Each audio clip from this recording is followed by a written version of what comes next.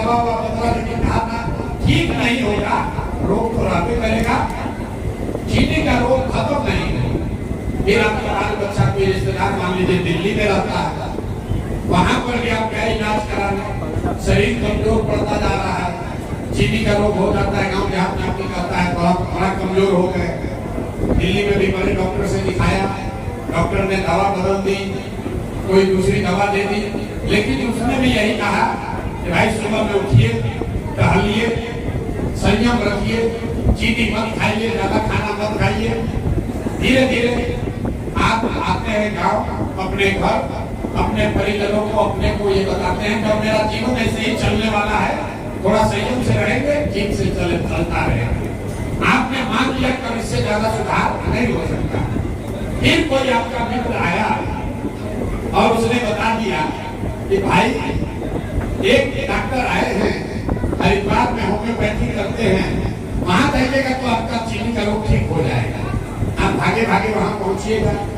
मेरे भाई डॉक्टर साहब से मिले, डॉक्टर साहब ने कहा, डॉक्टर साहब ने बताया कि भाई चीनी का रोग ठीक तो हो सकता है, लेकिन मेरे पास जो दवा है वो 100% गारंटी नहीं है, 50% चांस है, ठीक हो भी सकता है, नहीं भी हो सकता है। आप अगर सहमत हो तो आप ट्राई करके देखते हैं। आप क्या कहिएगा? आप ये कहिएगा कि डॉक्टर साहब जरूर ट्राई कीजिए, चलिए 50% ही सही, शायद काम कर जाए। तो मेरे भाई जो बिहार में पहले से दल है वो एक्सपायर दवा है, भाजपा, राजद, कांग्रेस, जदयू, उसको आपने खा लिया, देख लिया, समझ लिया और उससे जो सुधार होना था वो भी देखा, वो नहीं सुधारना था वो भी देख लिया। जब सुधार नहीं दवा जो काम कर भी सकती है और काम नहीं भी कर सकती है, तय आपको करना है कि आप एक्सपायर दवा खाना चाहते हैं कि नया दवा ट्राई करना चाहते हैं। आप तय करो, आप तय करो। आपको मालूम है कि ये चारों दल है, इससे कुछ सुधार नहीं हुआ या बहुत थोड़ा सुधार हुआ, और उसके सामने एक नया दल है जिसमें आपको लग रहा है, कुछ लोग बता रहे हैं जिसमें बड़ा सुधार हो भी सकता है, लेकिन आपके मन में कई अक्सर तो भरोसा करें, शायद सुधार न भी हो तो भी आपको क्या करना चाहिए? आपको ये करना, आप यही कहिएगा कि चलिए भैया कम से कम 50% तो चांस है, पहले वाले को तो देख लिए, जांच लिए, परख लिए, उसका कोई फायदा नहीं हुआ। तो आप तय कर लीजिए रामदेवी के लोग कि आपको नई दवा खानी है, नया दवा ट्राई करना है, कि जो पुरानी एक्सपायर दवा है उसी के साथ अपना जीवन आप बिताना चाहते हैं, तय आप कर लीजिए। प्रशांत किशोर के जीवन में उससे कोई फर्क नहीं पड़ता है। प्रशांत किशोर को यहाँ विधायक मंत्री बन के बालू और शराब का ठेका लेकर पैसा नहीं कमाना है, हमको उसकी जरूरत नहीं है। हम ये काम इसलिए कर रहे हैं, इसी धरती पर हम लोग का जन्म हुआ है, यहीं पर सरकारी विद्यालय में पढ़े हैं, बाबा हमारे बैलगाड़ी चलाते थे, बाबूजी हमारे डॉक्टर थे। अब भगवान की कृपा से कुछ जीवन में हासिल हो गया, तो हमको ऐसा लगता है कि इस धरती का कर्ज है, मेरे जैसे आदमी की अगर हिम्मत नहीं पड़ेगी तो किसकी हिम्मत पड़ेगी? आप ये सोच रहे हैं कि इस पूरे प्रयास का परिणाम क्या होगा?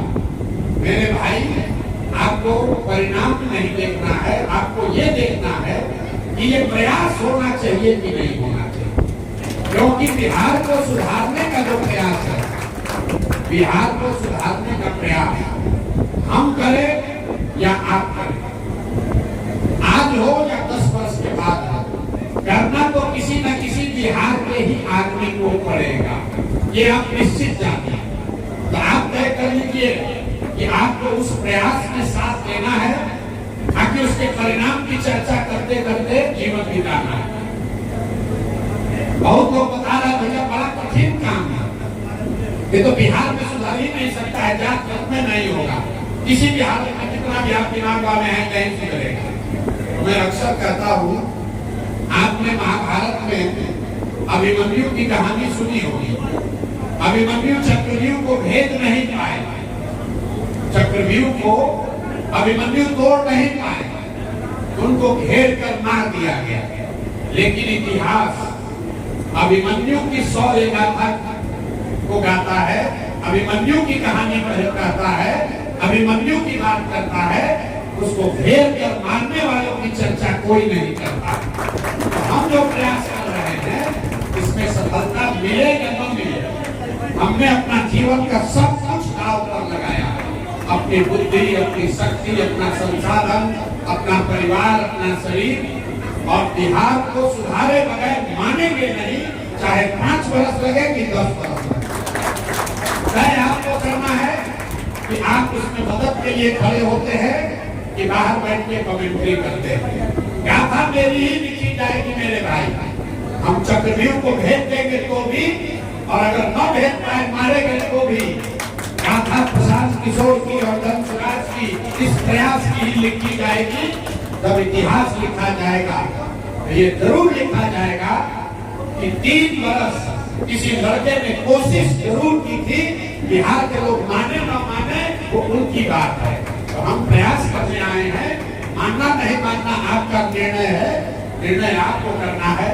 आप जिस परिस्थिति में रह रहे हैं, अगर आपको अच्छा लग रहा है तो आप उसी में बने रहिए, और अगर नहीं अच्छा लग रहा है तो आपके पास विकल्प है। समाज में 60% आदमी कभी नहीं सहमत होगा।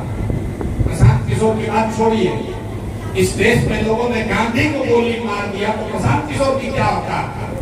जिस दिन देश आजाद हो रहा था, जिस दिन देश आजाद हो रहा था, अंतिम हम बात कहेंगे कि चाय पिएंगे, चाय आगे, चाय भरा, जितना चाय पिलाने का पैसा हो उतना बोल दिया।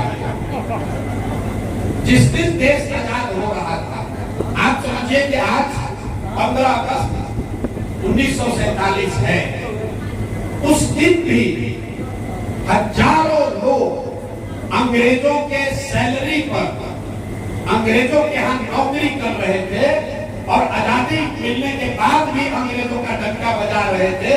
जिन लोगों ने आजादी दिलाई, आजादी के लिए कुर्बानी की, उन पर सवाल उठा रहे थे कि आजादी तो दिला लिए लेकिन सलाह नहीं खाओगे।